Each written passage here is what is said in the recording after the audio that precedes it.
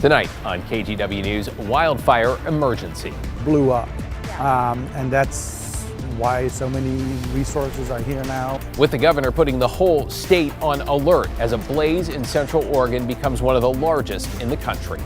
Plus, they smashed out his window, pulled him out. What ICE is saying tonight after agents arrested a local doctor dropping off his child at preschool.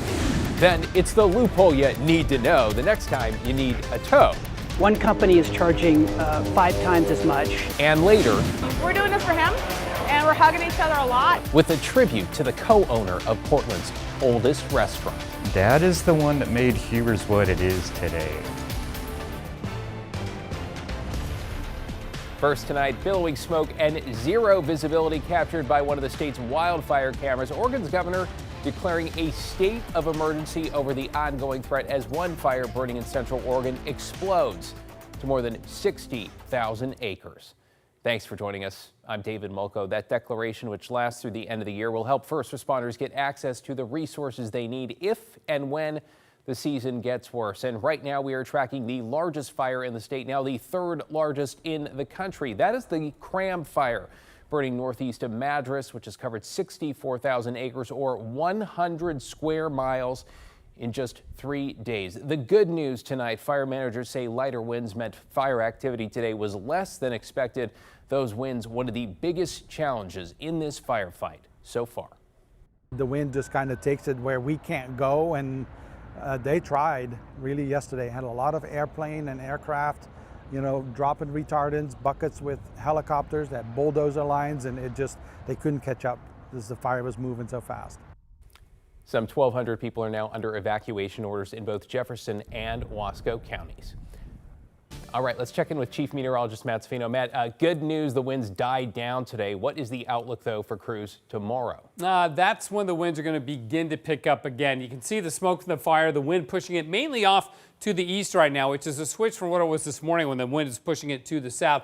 Let's check out the winds, though, around town. We'll come back to this. This is good news for us here on the west side. Those winds picking up McMinnville, Hillsborough, Troutdale. But over in eastern Oregon, from Prineville, the wind is calm or light in the Dalles, light up around Pendleton, Hermiston, John Day. So the whole region seeing light winds right now. We'll continue to see light winds over there overnight tonight. But look at the smoke model. You can see that's the Cram Fire. That's the Elk Fire down in southern Oregon there.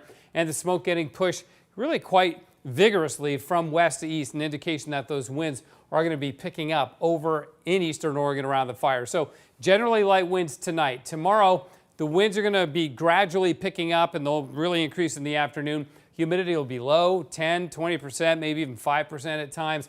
And over the weekend, it's going to remain windy and dry, slightly higher humidity. That will help as we get cooling coming into the west side. So for that reason, we've got a fire weather warning up for this entire area beginning tomorrow at 1 o'clock and extending it to Friday night. We also have an air quality alert down around Crook County because of the smoke reducing air quality there. For us, the cooling has begun. We'll talk more about that in a bit, David. Yeah, looking forward to that. Thanks so much, Matt. To get you caught up on tonight's other headlines now, in Washington, D.C., police arrested an Oregon man after finding a cache of weapons inside his car. Officers say 23-year-old Nolan Churin from Myrtle Point had guns, knives, a sword, a bow and arrow, even a halberd. That is a medieval-era weapon with both an axe blade and a spike. They say there was also a tricycle strapped to the roof of the car. Investigators are still trying to figure out why he was there in the first place. In southeast Portland, an 85-year-old cyclist has died after being hit by a vehicle. Authorities say Raymond Myers was hit Sunday evening near southeast 145th and Powell. He died on Monday morning. The 54-year-old driver is charged with negligent homicide and DUI. Anyone with information here is asked to contact Portland Police. And Milwaukee police have just released body camera video showing a driver slamming into the back of a patrol car. Take a look. I'm having a hard time seeing it there, brother. Thank you, man.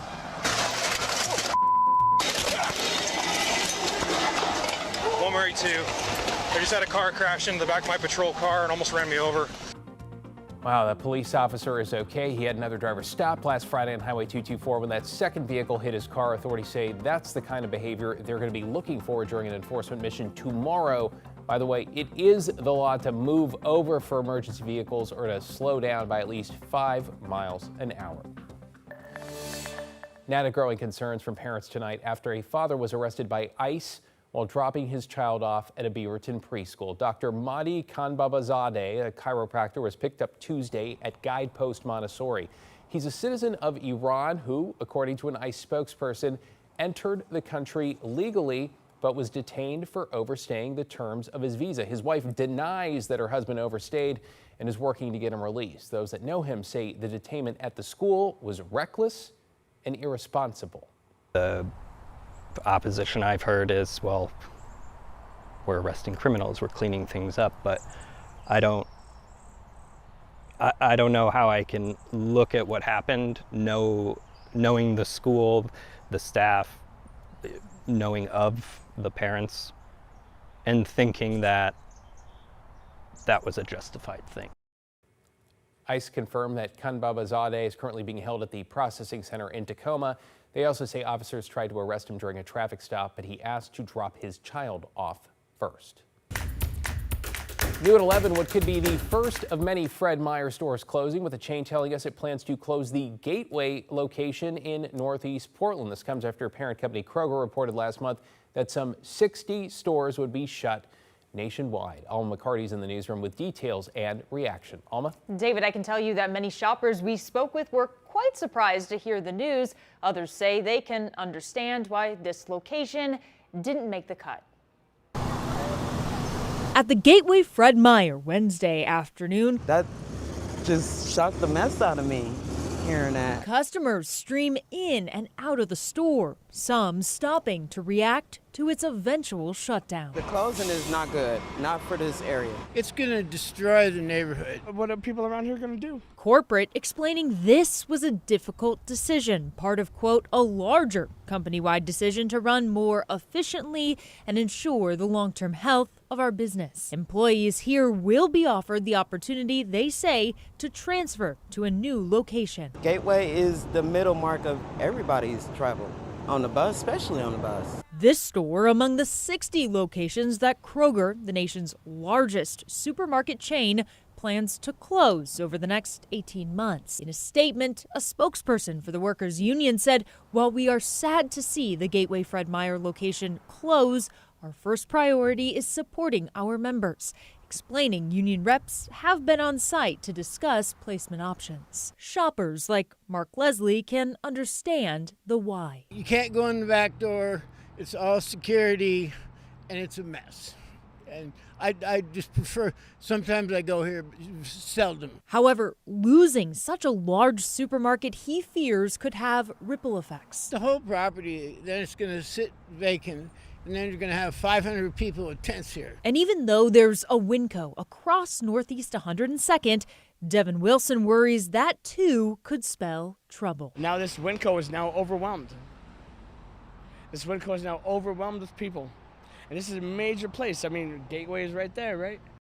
Now, we don't have a specific reason from the company nor a closing timeline. However, amid the dozens of closures nationwide, Kroger does plan to open 30 more stores in high-growth areas. David, back to you. Now we'll see where that happens. Alma, appreciate your reporting tonight. New this evening, Portland voters will have to decide whether to support a big tax hike to help pay for parks after City Council voted to put it on the November ballot. The current parks levy is expiring, and the new levy is 75% higher. Council President Ilana Perto-Guinea saying without the increase, Parks and Rec would have to cut services by nearly 50%. Here's some of the testimony councilors heard before their vote.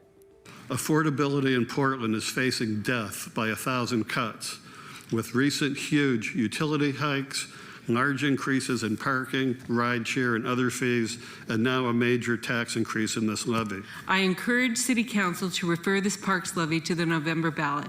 While I am no fan of additional taxes in Portland and agree with our previous speaker, I do support this levy at $1.40 because I believe in our park system and its importance to the city. Councilors said they were able to reduce the amount needed in the levy by making cuts to the Parks Bureau in the city budget that was approved last month.